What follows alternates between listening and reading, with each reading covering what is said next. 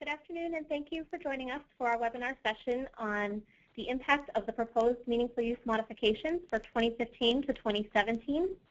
My name is Liz Renchkowski. I'm a content specialist here at MIHI, and I'm joined today by my colleague Al Robleski, who is a Client Services Relationship Manager here. We're going to walk through some of the proposed modifications and particularly how they might be relevant to you in the provider community. We'll leave plenty of time at the end for questions. So hopefully, if you do have questions about the modifications, we can get those questions answered. One thing I wanted to note is if you do have a question, you can enter it at any time into the question box on the GoToWebinar sidebar. And what we'll do is we'll hold all the questions till the end of the session and answer them in the order that they were received. But please feel free to enter a question at any time as it pops into your mind. The other housekeeping item I wanted to take care of was you will be receiving a copy of the slide deck at the end of the presentation. We usually send out a follow-up email about a week or two after the webinars are complete. And we have two sessions of this particular one, this being the second. So hopefully within the next week or so, you'll receive a follow-up email that will include a link to the slide deck. So you'll have access to this for reference in the future. Just before we begin, just a quick disclaimer. This presentation is current at the time it's presented, published, or uploaded to the web. The presentation is prepared as a service to the public and is not intended to grant rights or impose obligations. This presentation may contain references or links to statutes, regulations, or other policy materials, and the information provided is only intended to be a general summary. It's not intended to take the place of either written law or regulations, and we encourage all attendees to review the specific statutes, regulations, and other interpretive materials for a full and accurate statement of their content. So basically, anything that we say in this webinar is not intended to take the place of any of the, the laws or regulations that CMS or MassHealth or any other regulatory body may have put in place.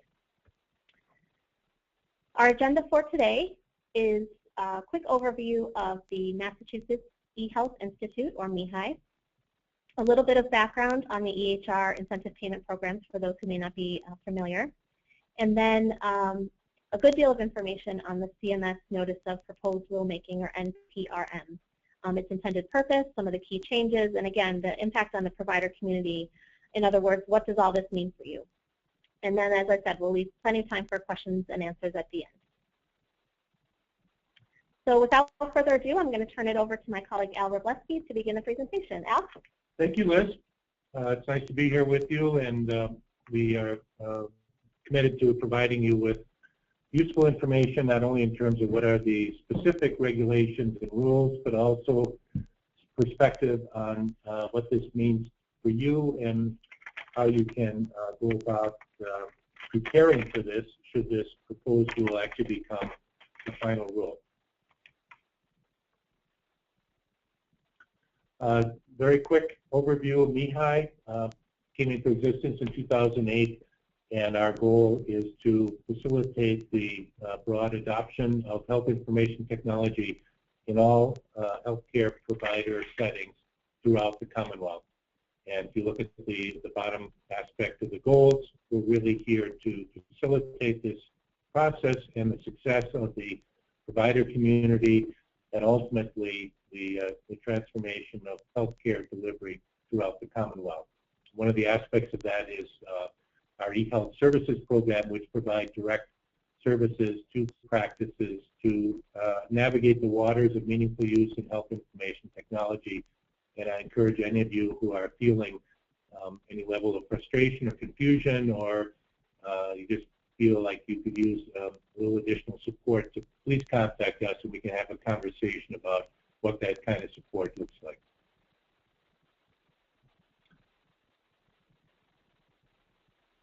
We're part of a larger transformation, I guess I would call it. If we go back in time to 2009, when the stimulus bill was passed, there was a piece of it which is called the HITECH Act, which is focused on health information technology and its expansion across the country. One of the aspects of that is meaningful use, which is designed to begin a process towards healthcare delivery system transformation. So it's kind of a ambitious goal, but one really worth pursuing. So we're really looking at that first bullet point, navigate, which is one of my favorite words in this context. We really want to facilitate your ability to navigate the complex health information technology landscape. And an aspect of it is to shift the whole reimbursement system away from fee-for-service to performance-based. And the only way the performance-based reimbursement model can work is if technology is broadly adopted, where quality measures are, in fact, being documented and created within electronic health technology, and then that information can be passed along to insurers or public health agencies. The third bullet point, the certified EHR technology, is about the computer system, the technology that's being used has in fact met certain standards which are considered vital to interoperability, which means the exchange of data from one user to another, and the performance of certain measures which are considered core measures to providing quality care to patients using electronic health records. The last bullet point is sort of the ambitious goals. The very last sub-point, the provider satisfaction, is very important because we're very cognizant of the challenges people have been facing, and in some ways the frustration of providing exceptional clinical care at the same time implementing EHR systems and creating new workflows and new ways of operating the practice. So provider satisfaction is a very, very important element. Part of that 2009 stimulus bill was the creation of 2 incentive payment programs for the adoption, use, and meaningful use of EHR technology. It was provided through 2 channels, one for those who are primarily serving Medicare patients and one for those serving Medicaid. Essentially the standards are the same, but the format of the program are slightly different. The Medicare program is basically closed to new participants, although you can sign up and attest to avoid payment adjustments, but you can no longer begin the program and receive incentive payments. And if you look way at the bottom of that left column, the last year of the incentive payments will be next year in 2016. On the right side, the Medicaid program, which runs until 2021 and lasts for 6 years, so you can still participate in 2015 and even 2016 you can begin participation and still receive the full benefits of $63,750. And it should be noted that Medicaid does not have payment reductions for eligible professionals who are not meeting meaningful use standards. So that's another aspect of Medicaid that's, at this point, there are no penalties for not achieving meaningful use.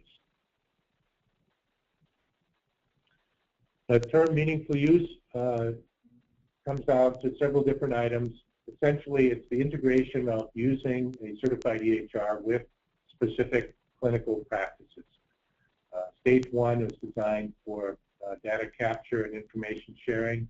So part of it is developing a uniform database and some uniformity in terms of medical records so that no matter which caregiver you're going to, there's some consistency in the records, and that the picture of your health can be, in a way, assembled comprehensively from a variety of different sources wherever you're going to a specialist or primary care or a hospital, wherever you may be given care. Stage 2, advanced clinical processes. The idea there is beginning to integrate various aspects. For example, the clinical quality measures can inform the decision support rules. So there can be a correlation there. It can be focused on population health, so certain characteristics, asthmatics, for example, or diabetics can be tended to with, in a way, more oversight, so that you're making sure the special care that is needed is in fact built in to the EHR and signaling clinicians to provide certain reminders to run certain tests. Stage 3, which is coming up in 2017 or 18, in terms of improved outcomes, is now really looking at, okay, if we do all these things, will in fact outcomes improve? That's certainly the hope and the dream, and part of it is this will help document whether or not outcomes are improving rather than just something that's anecdotal. Okay, I'd like to turn it back to my colleague Liz to get into the details of the new proposed rule. Liz? Thanks, Al.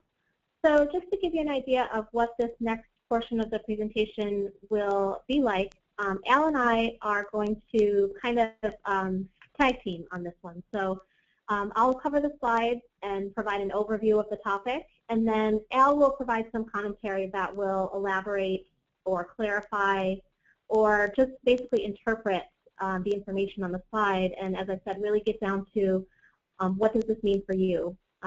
So I'll cover the slide and provide an overview, and then Al will provide some commentary.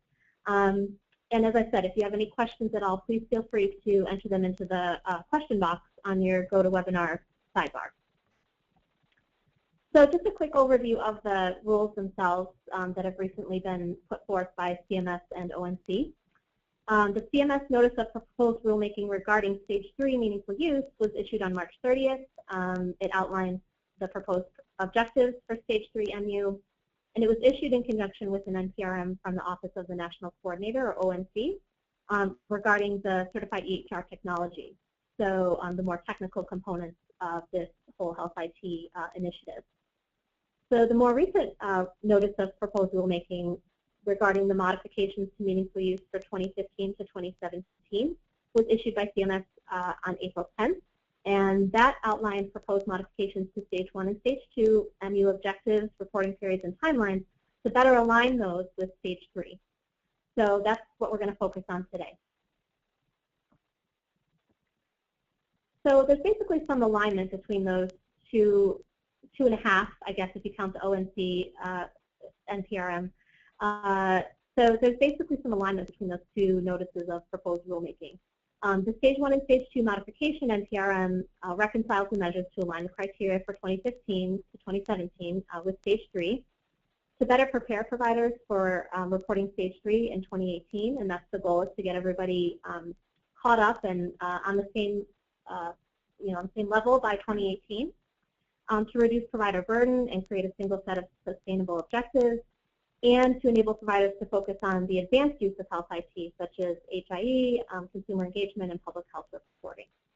So these changes are significant, but in some ways they're consolidating a certain degree of fragmentation, where people were feeling they're sort of scattered and there's requirements here, requirements there, and they don't sort of all point in the same direction. So much of this alignment idea is to get everybody ready to go for Stage 3 in 2018. So at that point, it doesn't matter where you began the journey, how far along you are, whatever, everybody will be reporting the same in 2018, and it really moves towards a 365-day reporting period.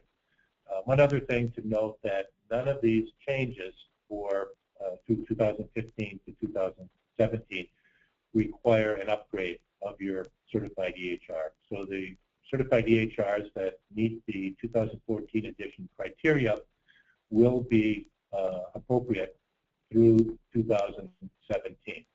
For 2018 with Stage 3, an upgrade will be necessary. So the intended purpose, why is CMS proposing these changes? As we mentioned, it's to better align Stage 3 to better align the Stage 1 and Stage 2 objectives and measures with Stage 3 and the overall goals of the Meaningful Use Program.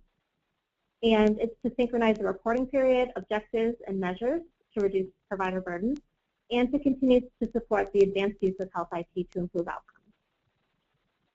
So what is this all about? Well, CMS, in this stimulus bill back in 2009, in some ways its role expanded beyond simply doing reimbursements for Medicare and Medicaid. It really was about providing a framework for the transformation of healthcare that utilizes certified EHRs. And that role continues. And so CMS has the role of dealing with the practicality of what's going on in terms of workflow, in terms of clinical practices. And the ONC, the Office of National Coordinator, which is a sister agency to CMS, is really focused on the technology element. So both of these entities have put these federal agencies in the driver's seat for, in a way, defining the requirements to advance the healthcare delivery system of the United States to improve outcomes. And key element of that, which is where we're going, and if you look at stage 3, in some ways it's a metaphor for greater collaboration, that stage 3 really focuses on collaboration, not only electronically, but also in terms of more functional collaboration among specialties. So a little more about the intended purpose of this proposed rule. The impetus really originates in the HITECH Act of 2009. And again, as we've mentioned, it's modifications to stage 1 and stage 2 to better align with stage 3. Basically, it streamlines the program by removing redundant and duplicative and topped-out measures. So what CMS means when they refer to topped-out measures are those measures where the performance is so high and unvarying that meaningful distinctions and improved performance can no longer be made. Basically, everybody has implemented those changes. So they represent care standards that have been widely adopted in the provider community. So part of that is it's kind of an interesting approach to sort of pruning, so to speak, or cleaning up the clutter. But an aspect of it is also, and I'll read this right from the proposed rule, we note that many of the objectives and measures which have been eliminated include actions that may be valuable to providers and patients, such as providing a clinical summary to a patient after an office visit. We encourage providers to continue to conduct these activities as best suits their practice and the preferences of their patient population. Removal of these measures is in no way intended as a removal or of endorsement of these best practices or to discourage providers from conducting and tracking these activities for their own quality improvement goals. So this is a change in the way meaningful use is being defined. So essentially they're saying, okay, there are core activities that are being performed across the board by all practices at 99%, and that's standard operating procedures. So we want to focus on that next edge of change. Where do we move next with healthcare changes? And let's focus on that rather than monitoring something that already is in widespread usage. But they want to make clear that doesn't mean it's no longer important. It still is very important, but it simply has been adopted as standard operating procedure. So some of the key changes in the NPRM, or how CMS plans to accomplish its goals: improvements to the structure of the MD program and the objectives. So proposed changes would affect the following components: the participation timeline. So again, everyone is ideally ready to attest to stage 3 by 2018. The EHR reporting period, so providers would have a 90-day reporting period in 2015 to accommodate these modifications, which is good news. So if this rule doesn't get finalized until later this year, perhaps the fall or even early winter of this year, people would have a 90-day reporting period to work with. It would also make changes to the meaningful use objectives. So it would be reduced to 10 objectives total for both stage 1 and stage 2. But as Al mentioned, there's no significant changes to the purpose of the objectives, and no enhancements to the 2014 edition CERT are required at this time. So as far as the changes to the timeline, in 2015, providers could attest to the modified version of stage 2 with accommodations for stage 1 providers.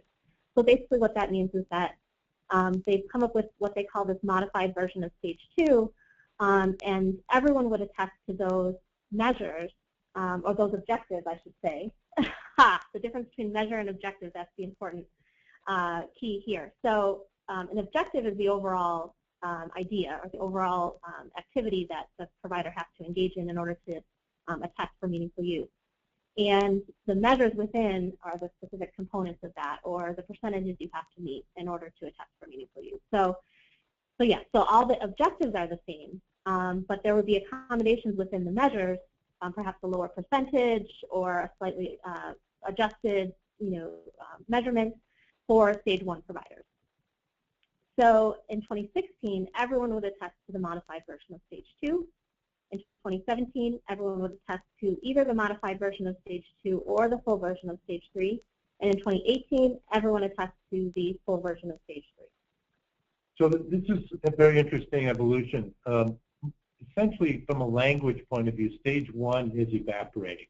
And the only way it'll appear is in the measures. And as Liz pointed out, the objective is what is the goal, what is the task to be done, like electronic prescribing, for example. That would be the objective.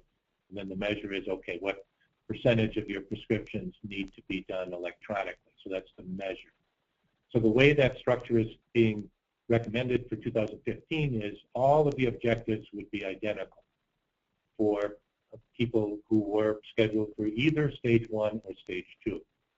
However, the measures would be different. So for those who were on track to do stage 2, they would still essentially have to meet the same measures that were already in place. If you were scheduled for stage 1, then there are additional exceptions or lower thresholds, which in essence are the same as what was in place before for stage 1. So essentially everybody's graduating from stage 1 in 2015. In 2016, that provision for stage 1 will be eliminated. So that's an important piece, because what that means is if you are testing the meaningful use for the first time in 2016, let's say because you tested for Medicaid in 15 for the adopt, implement, upgrade, you would be expected to meet the higher standard. So the stage 1 transition from adopt, implement, upgrade to meaningful use is eliminated totally in 2015. In 2016, again, if that would be your first year of Medicaid meaningful use, you would be able to use a 90-day reporting period. Everyone else would be 365. So excellent segue there, Al, because next we're going to talk about the reporting period.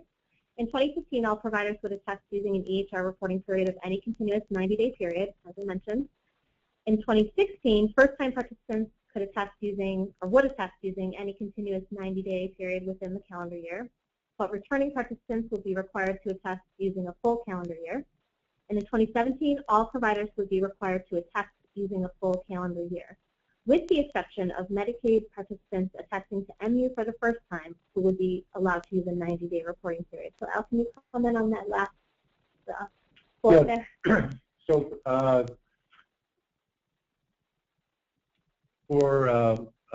probably because Medicare has essentially shut down in terms of the incentive payment. So that's really essentially what that's saying, is that Medicaid, you can still apply for the first time in 2016, and then for adopt, implement, upgrade, and then your first year of meaningful use would be in 17. So it provides you that flexibility to pick a 90-day reporting period rather than 365. But again, remember, you do have to attest to the higher standards, the modified stage 2 standards, even though that's your first time testing for meaningful use. So the proposed changes to stage 1 for EPs. The current stage 1 EP objectives are 13 core objectives and 5 of 9 menu objectives, including 1 public health objective. Under the proposed rule, there would be simply 10 objectives, which obviously simplifies things, doing away with the idea of core and menu and moving along to a single set of objectives. Yeah, and I think that the whole idea of doing away with the core and menu is interesting, because in the rule they say the reaction from providers and other commentators was that the core menu structure was unnecessarily complex and a source of confusion. So I was impressed with that. Those qualities, unnecessary complexity and confusion, were justifications for change. so that was encouraging. And essentially, again, this is streamlining it. It really is making it simpler to navigate these waters, and because the measures and objectives are essentially what has been in place, it really isn't changing a whole lot. There are a couple of little nuances, but nothing of terrible significance. So the proposed changes to Stage 2 look a lot like the proposed changes to Stage 1, again, moving away from the core menu objectives to a single set of 10 objectives. So the proposed objectives to be eliminated for Stage 1 and Stage 2. Again, these are generally measures that, objectives, that have been topped out or maximized. So it's basically across the board, people are using that as their standard, or that they're duplicative in some way and they're reflected in a different objective. It's interesting, some of them, like the last three, particularly electronic notes, imaging results, family health, history, are unique to Stage 2, and they're already being eliminated, which is curious. Again, the idea here is not that you don't do these things, but that they're sort of standard operating procedure. In one way, this may be a relief to some of the specialty practices who have been struggling with meeting some of these measures that don't exactly fit the scope of their services or way of operating.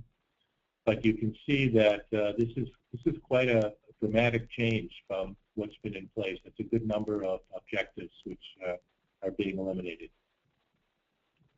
So the proposed objectives that would be included for both Stage 1 and Stage 2 include computerized provider order entry, or CPO, e-prescribing, clinical decision support, patient access to their health information in the form of a patient portal in most cases, protection of health information, which involves the security risk analysis, or SRA, the patient-specific education resources, medication reconciliation, summary of care for referrals and transitions of care, secure electronic messaging, and public health reporting. So those, I want to mostly just look at number 10, the public health reporting, because that's an interesting consolidation of a number of different measures into one public health reporting measure. And so for those who are scheduled for Stage 2, you would have to do 2 different reports. If you're scheduled for Stage 1, you would just do 1. So just to explain what this is, the immunization registry, which has been in place, continues. The syndromic surveillance, at this point in Massachusetts, is only for emergency departments, except if you're in Boston and can report to the Boston Public Health Department. Case reporting is a new one, which I'll touch on in a moment. The public health registry reporting is a consolidation of a number of different things. It's basically all the different elements that you can report to the public health department on. And the last one, the clinical data registry reporting, is the old specialty reporting requirement. So I want to just touch on this a little bit.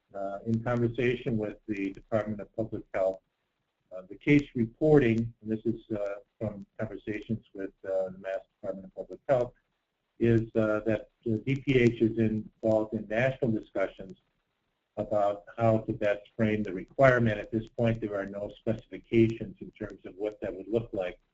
So there may be some effort to coordinate across states to create some structure or uniformity, so there is a essentially ability to develop a national database on this information, along with the state-specific.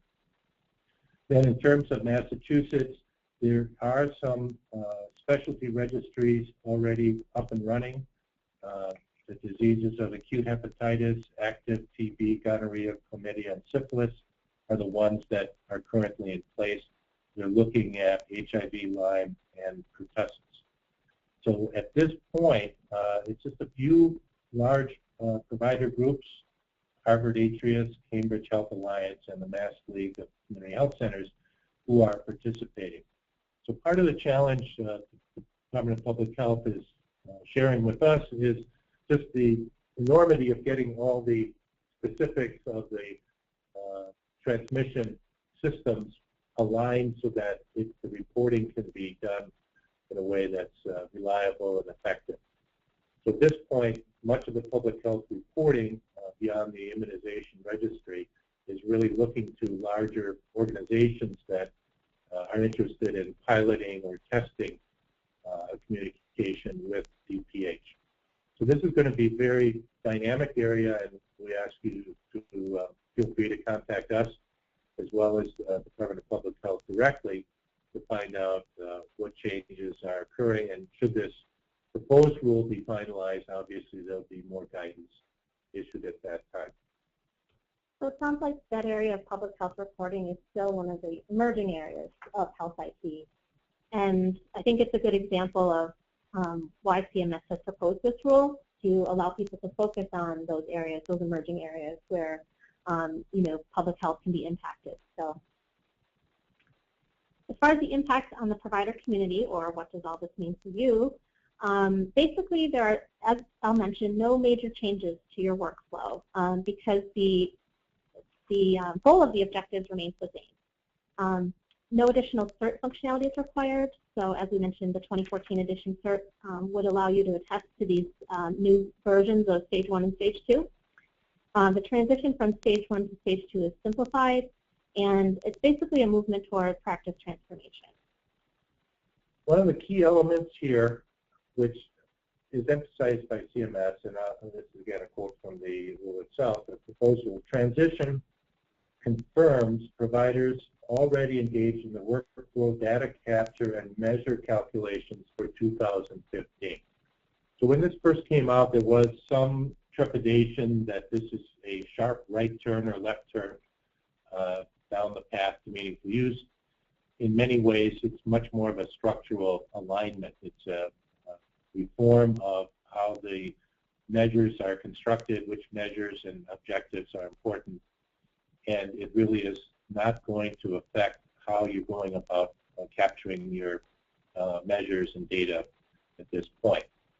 I don't know, Liz, if we mentioned it, but the clinical quality measures are not changed with any of these modifications. So the existing roster of 64 is still in place, where you pick 9 across 3 different priority health domains. That is makes this, I wouldn't say easier, but less disruptive to what it is you were already doing. Keep in mind, should this pass, that you can pick a 90-day period from any time from January 1st through December 31st. So even if this doesn't become finalized until September, that doesn't mean your only option is to pick October, November, December, that you can, in fact, use any period throughout the entire calendar year. So we just wanted to share with you a couple of helpful links. Here's a link to the NPRM itself. If you're interested in reading through all, 200 pages of it, however long it is. But CMS also put out a fact sheet on the NPRM, which is a shorter read, and the link for that is available.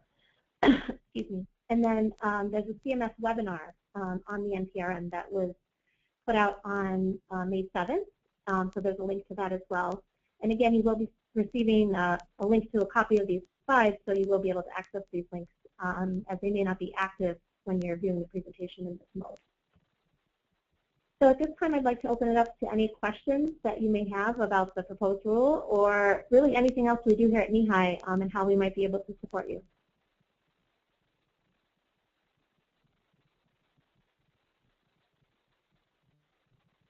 Okay, it looks like we did have a question. This comes from Joanna Duzey, and she asked, what happens if some of your CQMs are 0 in the denominator or numerator? For meaningful use, the short answer is no problem. That it depends if you have other CQMs that you can in fact meet or that you're using. Where you do have numbers, you're encouraged to use those. But in some cases, some of the EHRs are not providing measures, clinical quality measures that would be relevant to your practice, and therefore from the 9 or whatever you have to select from, some of them there may be no activity, and so zeros are perfectly fine. I want to make a distinction between this and PQRS, which is a different CMS physician quality reporting system, which does require that there be some activity if you do report the quality measure. But for meaningful use, you can, at this point, report zeros and meet the requirement for clinical quality measures. Thanks, Al. So I'm going to, again, pause for a moment and allow people to type in their questions if they have them. But in the meantime, I will advance the slides to our contact information. You can always email us at the general email address available on that slide, ehealth@masstech.org. Or Al's specific information is also included here, his email and his phone number with his direct extension. So I'll speak for him and say, please feel free to contact him anytime with any questions, or if you think that Mihai might be able to support you in some way. Doesn't look like we've had any other questions come in. So at this time, I think I'll go ahead and close out the webinar session. But again, please feel free to contact us anytime if we can be of service, or if you have questions or concerns related to health IT, we're here. Thanks very much. Thanks.